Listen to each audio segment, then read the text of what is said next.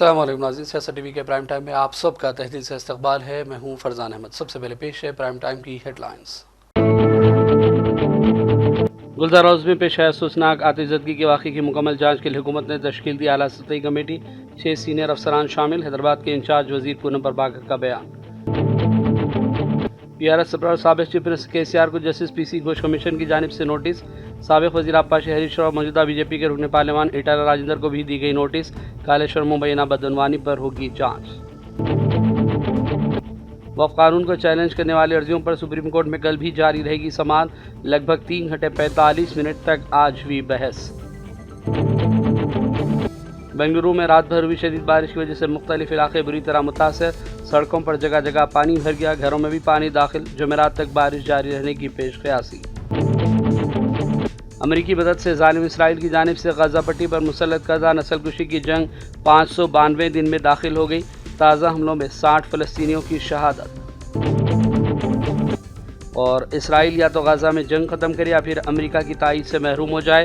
امریکہ کے صدر Donald Trump نے اسرائیل کو پہلی بار دیا سخت پیام۔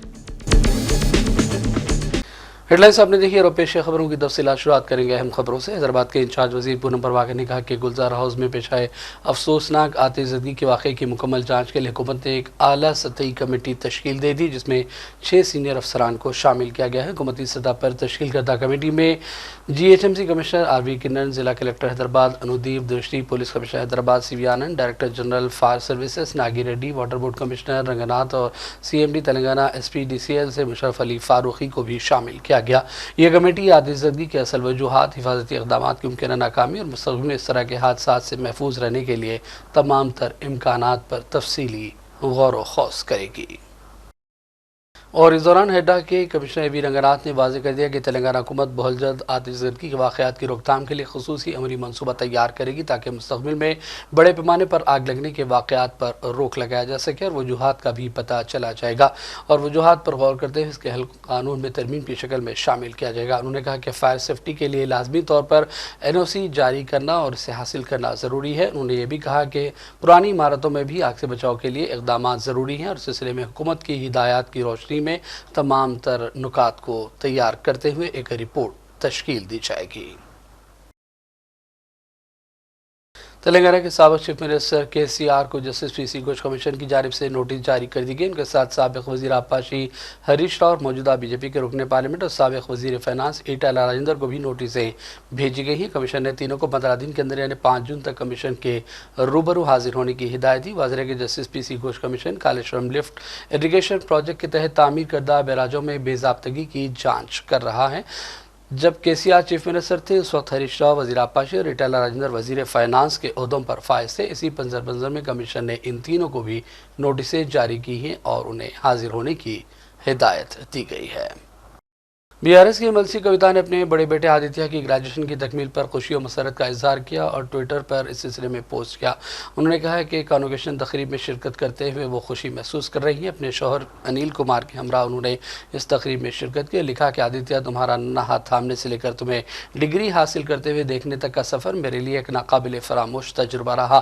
تم نے بہت محنت کی، ترقی کی اور ہم سب کو فخر کرنے کا موقع دیا۔ آج ایک ماں ہونے کے ناطے میں بہت خوشی محسوس کر رہی ہوں۔ واضح ہے کہ عدالت نے انہیں 1 ہفتے کے لیے بیرون ملک دورے کی اجازت دی۔ وہ 23 مئی سے قبل واپس آ جائیں گی۔ حج ہاؤس نامپلی حیدرآباد سے عازمین حج کے قافلوں کی روانگی کے مرحلے جاری ہیں۔ آج پڑوسی ریاست آندھرا پردیش کے عازمین حج پر مشتمل قافلہ روانہ ہوا۔ بتایا جا رہا ہے کہ اے پی کے عازمین کا یہ آخری قافلہ تھا۔ اس موقع پر تلنگانہ حج کمیٹی کے chairman Khusro Pasha, M L C Amir Ali Khan اور دیگر کئی شخصیات موجود تھیں جنہوں نے جھنڈی دکھا کر عازمین حج کو روانہ کیا ہے۔ آپ لوگ جو اللہ کے مہمان بننے جا رہے ہیں، میں آپ کو پہلے مبارکباد دیتا ہوں کہ آپ کو اللہ کی طرف سے جو بلایا آ گیا ہے اس کے اوپر آپ لوگ جانے والے ہیں۔ آپ کے ہر قدم پہ نیکی ہے جو آپ اللہ کی طرف اپنی ایک ایک قدم جب آپ اللہ کی طرف بڑھا رہے ہیں۔ اور لبیک اللہم لبیک کا جو معاملہ ہے، میں ایک ہی گزارش کروں گا کہ آپ لوگ اردو میں اگر جتنا پڑھ سکیں تو اس کی لذت زیادہ رہے گی۔ اس لیے کہ اگر آپ لبیک پڑھیں گے تو لبیک اللہم لبیک یہ تو پڑھیں گے، لیکن لبیک کا مطلب جو ہے اردو میں یہ ہے کہ اللہ تعالیٰ میں آپ کے پاس آ رہا ہوں، तो उससे आपके दिल में जो नरमी आएगी, आपके वास्ते अल्लाह ताला की जो पूरा रहम का दरवाज़ा खोलेगा, उससे आप भरपूर फ़ायदा उठा सकते हैं। याद आने बस मैं यही कहूँगा कि आपसे दरख्वास्त है, इल्तिजा है, बीज के तौर पे आप दुआ करिए वहाँ पे हमारे वास्ते, हिंदुस्तान के मुसलमानों के वास्ते ख़ास करके, और जालिम हुक्मरानों से नजात के वास्ते दुआ करिए। ये बहुत ज़रूरी है, इसके कि आज जो हालात हमारे वास्ते तंग हुए हैं, वो सिर्फ मैं ये मानता हूँ कि, और हर आदमी ये मानता है कि ये दुआ से ही हल होने वाले। हो सकता है कि हमारे से कोई कोताही हुई होगी, लेकिन बहुत हो गया है। 10 साल के अरसा होने की वजह से मैं समझता हूँ कि आप एक जालिम के नजात के वास्ते दुआ करिए। अच्छी हुकूमत हिंदुस्तान में रहे, अमन और सलामती का माहौल हिंदुस्तान में रहे, तेलंगाना में रहे, आंध्र प्रदेश में रहे, बल्कि सारे मुल्क में रहे, इसकी दुआ करिए। बस इसी के साथ मैं आपको मुबारकबाद देते हुए रुक सकता हूँ। कबूल करने के ताल्लुक से उलमा इकराम के खिताबात हर चीज़ से आप लोग तैयार हैं। अब यहाँ से आप लोगों का काफिला निकलने वाला है, अब अल्लाह के मेहमान बनने वाले हैं। 2-4 मिनट में आपसे लूँगा। तो मैं पहली बात, अब जाते वक्त में अपने बैगेज में कोई तेल की चीज़, अचार, खैंची, नेल कटर ऐसी कोई चीज़ ना रखें। दूसरी बात, वापसी के टाइम पर कोई भी सोना खरीद के ना लाएं। गए टाइम पर बहुत से केसेस हुए, या अब 1 तोला भी लेंगे तो आपको डबल जुर्माना होने वाला है। इलेक्ट्रॉनिक आइटम ना लाएं, सोना ना लाएं। उसके बाद नौजवानों से ख्वाहिश करूँगा कि अपने साथ के गरीब लोगों की खिदमत करें। तीसरी बात, हज एक मशक्क़त है। हज एक बागलिंगपल्ली हैदराबाद में भगत सिंह और मौजूदा सियासत के मौजू पर एक सेमिनार का इनेकाद अमल में लाया गया, जिसमें मुख्तलिफ माहिरीन और दानिशवरों ने शिरकत की और खिताब किया। JNU के प्रोफेसर ने भी इसमें हिस्सा लिया। Although it was written in context of freedom struggle, but it's relevant even today, the times we are in. So I will just recite this. जंगे आज़ादी, ये जंग है जंगे आज़ादी, आज़ादी के परचम के तले हम हिंद के रहने वालों की, महकूमों की, मजबूरों की, आज़ादी के मतवालों की, दहकानों की, मजदूरों की, दहकान किसानों और मजदूरों की जंग है ये जंग है जंगे आज़ादी, आज़ादी के परचम के तले। सारा संसार हमारा है, पूरब पश्चिम उत्तर दक्षिण, हम अफरंगी, हम अफ्रीकी, हम चीनी, हम जांबाज़े वतन, सब सुर्ख सिपाही, जुल्म शिकन, शाहन आहन पैकर, औलाद बदन। ये जंग है जंगे आज़ादी, आज़ादी के परचम के तले। वो जंग ही क्या, वो अमन ही क्या, दुश्मन जिससे नाराज न हो। वो दुनिया क्या होगी जिस दुनिया में सुराग न हो, अपना राज न हो। ये आज़ादी क्या, मजदूर का जिसमें राज न हो। ये जंग है जंगे आज़ादी, आज़ादी के परचम के तले। लो सुर्ख सवेरा आता है, आज़ादी का गुलनार तराना गाता है, आज़ादी का। कांग्रेस लीडर मनोरवी और दीगर सियासी कायदीन और अहदेदारान की मौजूदगी में कलवाकुर्ती असम्बली हल्के में 200 सिलाई मशीनों की तकसीम का मरहला आज अंजाम पाया। इस मौके पर चेयरमैन तेलंगाना अक़लियती मालियाती कॉरपोरेशन उबैदुल्ला कोतवाल और दीगर भी मौजूद रहे। इस मौके पर ख़वातीन ने हुकूमत तेलंगाना से इजहार तशक्कुर किया। माइनॉरिटी कॉरपोरेशन उबैदुल्ला कोतवाल साहब की मदद की से हम सबको कलवाकुर्ती में 150 मशीनें हासिल हुई, जिसमें मेरे को भी एक मशीन हासिल हुई। तो मैं हमारे CM रेवंत रेड्डी साहब का और उबैदुल्ला कोतवाल साहब का और हमारे रुकन असम्बली का बहुत बहुत शुक्रिया अदा करती हूं। माइनॉरिटी कॉरपोरेशन की तरफ से मुझे मशीन ग्रांटेड हुई है, इसके लिए मैं आपका शुक्र अदा करती हूँ। उबैदुल्ला कोतवाल और CM साहब का मैं शुक्र अदा करती हूँ। इदारे सियासत के मिलत फंड की जानिब से लावारिस लाशों की तदफीन का सिलसिला जारी है। आज मजीद 15 लाशों की नमाज जनाजा अदा करने के बाद उनकी तदफीन अमल में लाई गई। इस मौके पर सैयद जाहिद हुसैन, सैयद हफीज़ अशरफी और दीगर कई शख्सियात मौजूद थी।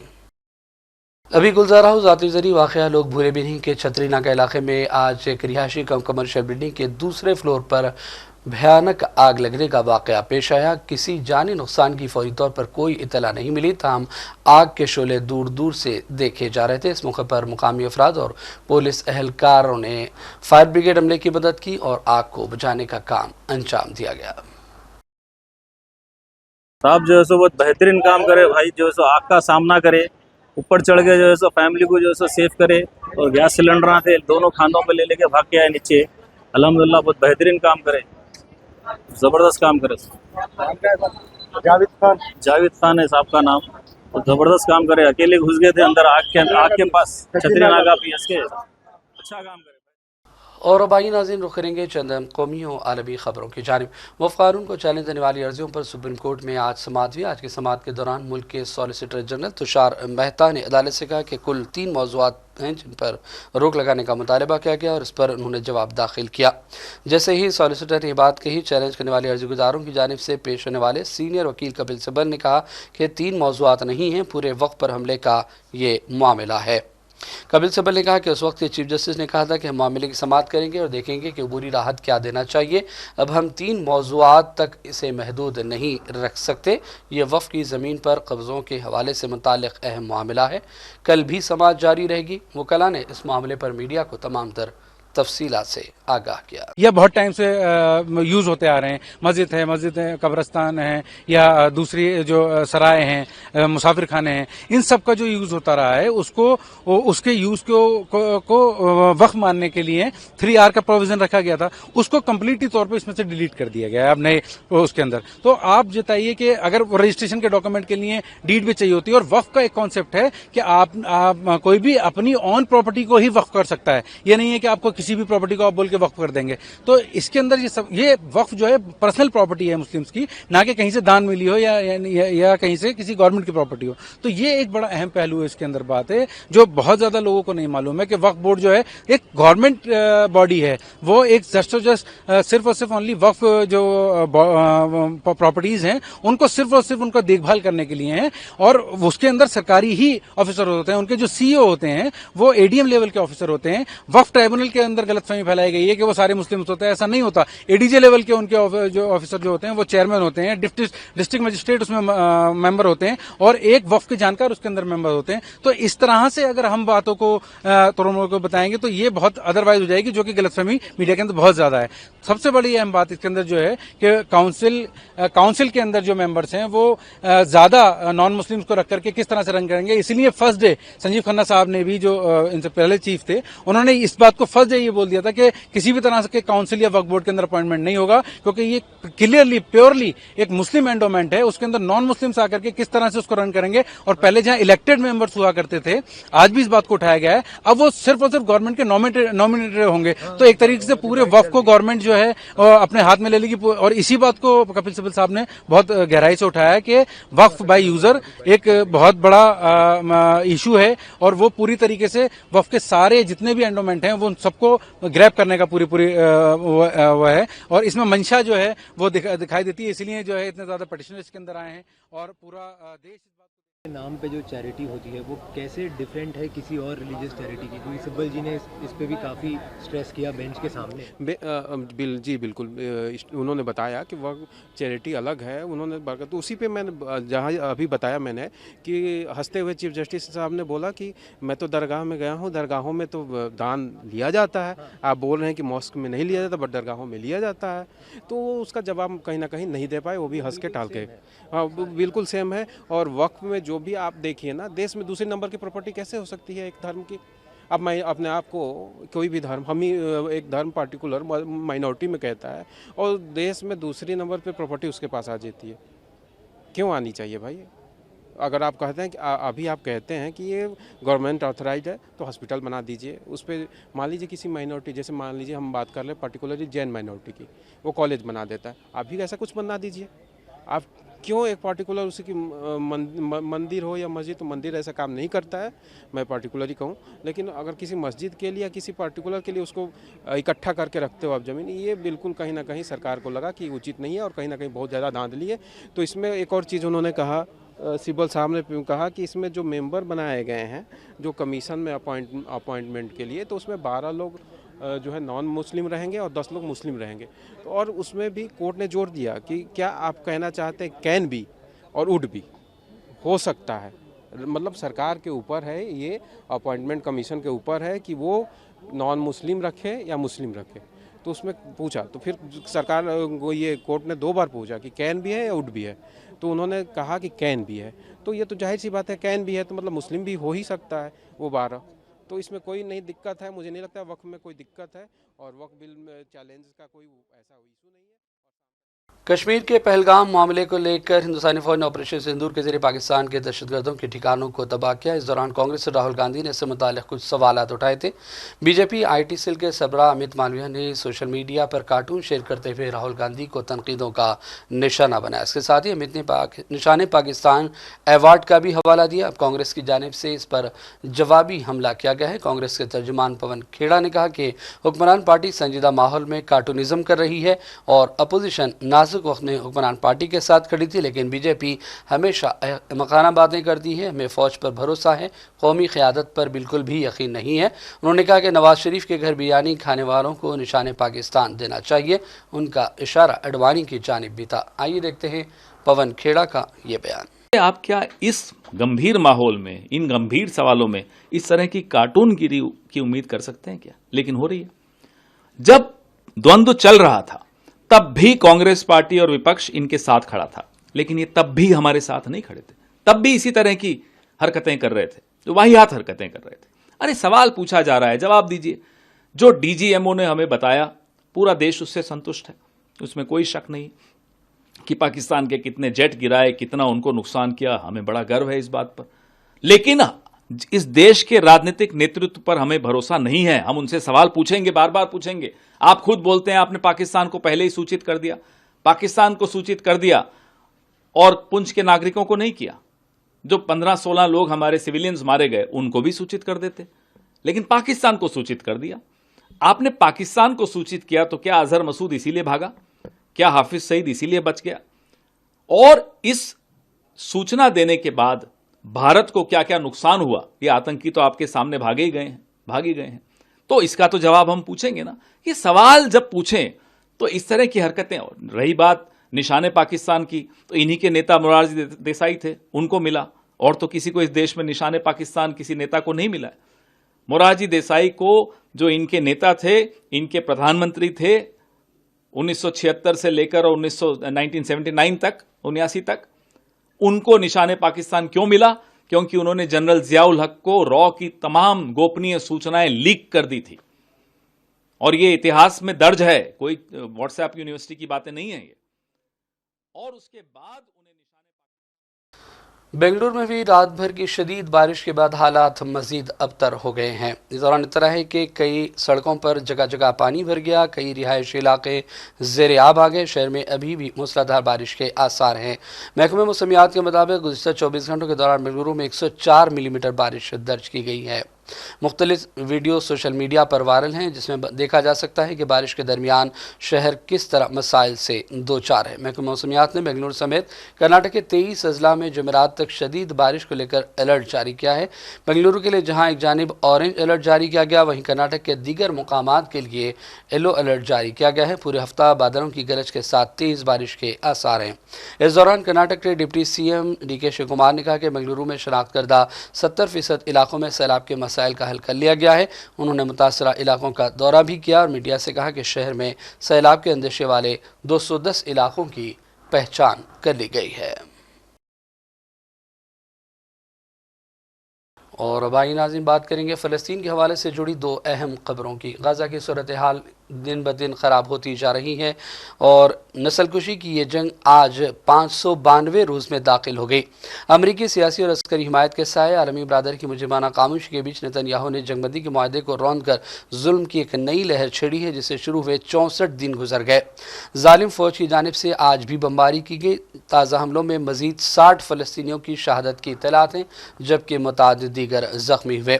इस दौरान इंसानी हकूक़ की तंजीम Euro Mediterranean human rights watch के सरबराह सरबराह रामी अब्दा ने इंकशाफ किया कि पीर के रोज़ गजा में दाखिल होने वाली 5 इमदादी गाड़ियों में से 2 ऐसी थीं जो खाने पीने या दफा के बजाय कफन से लदी हुई थी। ये कफन एक अरब मुल्क ने अक़वाम मुत्तहिदा के ज़रिए भेजे जो इस तल्ख़ हकीकत को नुमाया करते हैं कि गजा के लोगों को ज़िंदा रखने के बजाय उन्हें मारने और दफनाने की तैयारियां की जा रही हैं। और इस दौरान अमेरिका के सदर डोनाल्ड ट्रंप ने पहली मरतबा इसराइल को सख्त पैगाम भेजा है। उन्होंने कहा कि या तो गजा में जंग ख़त्म की जाए या फिर अमेरिकी तायद से इसराइल महरूम हो जाए। यह गैर मामूली अमेरिकी दबाव खलीज ममालिक की सिफारती कोशिशों के दरमियान सामने आया। इत्तला है कि इसराइल एक ख़तमी मुआहदे की जानिब बढ़ रहा है, जबकि वाशिंगटन की जानिब से दबाव वाज़ेह तौर पर और मज़ीद शिद्दत इख्तियार कर गया।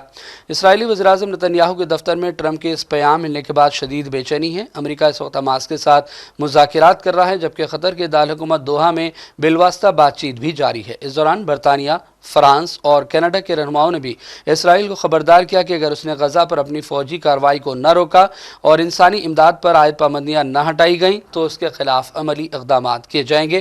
तीनों ममालिक के मुश्तरका बयान में कहा गया कि इसराइल हुकूमत की जानिब से शहरी आबादी के लिए बुनियादी इंसानी इमदाद को रोकना नाकाबिल कबूल है और बैनुल-अक़वामी इंसानी कानून की खुली और सरीह खिलाफ वर्जी है। मगरबी किनारे में बस्तियों की तोसी की भी मुखालिफत की गई है और वाज़ेह किया गया कि अगर सूरत हाल न बदली तो मखसूस नौयत की पाबंदियां भी इसराइल के खिलाफ लगाई जा सकती है। और अब आखिर में सुर्खियों पर डालेंगे एक और नजर। गुलजार हाउस में पेश आया अफसोसनाक आतिशज़दगी के वाक़े की मुकम्मल जांच के लिए हुकूमत ने तश्कील दी आला सतही कमेटी, 6 सीनियर अफसरान शामिल। हैदराबाद के इंचार्ज वजीर पूनम प्रभाकर का बयान। PRS सरबराह साबिक़ चीफ मिनिस्टर KCR को जस्टिस PC घोष कमीशन की जानिब से नोटिस। साबिक़ वज़ीर आबपाशी हरीश राव मौजूदा BJP के रुकन पार्लियामान ईटाला राजेंद्र को भी दी गई नोटिस। कालेश्वर मुबैना बदअनवानी पर होगी जांच। वफ़ कानून को चैलेंज करने वाली अर्जियों पर सुप्रीम कोर्ट में कल भी जारी रहेगी समाअत। लगभग 3 घंटे 45 मिनट तक आज हुई बहस। बेंगलुरु में रात भर हुई शदीद बारिश की वजह से मुख्तलिफ इलाके बुरी तरह मुतासर। सड़कों पर जगह जगह पानी भर गया, घरों में भी पानी दाखिल। जुमेरात तक बारिश जारी रहने की पेश क़यासी। अमेरिकी मदद से जालिम इसराइल की जानिब से गजा पट्टी पर मुसल्लत करदा नस्लकुशी की जंग 592 दिन में दाखिल हो गई। ताज़ा हमलों में 60 फ़लस्तीनियों की शहादत। और इसराइल या तो गजा में जंग ख़त्म करे या फिर अमेरिका की तायद से महरूम हो जाए। अमेरिका के सदर डोनाल्ड ट्रंप ने इसराइल को पहली बार दिया सख्त पैगाम। प्राइम टाइम का सिलसिला फ़िलहाल यही ख़त्म करते हैं। मोहम्मद फरजान अहमद को पूरी टीम के साथ इजाज़त है। देखते रहिए सियासत TV। अल्लाह हाफ़िज़।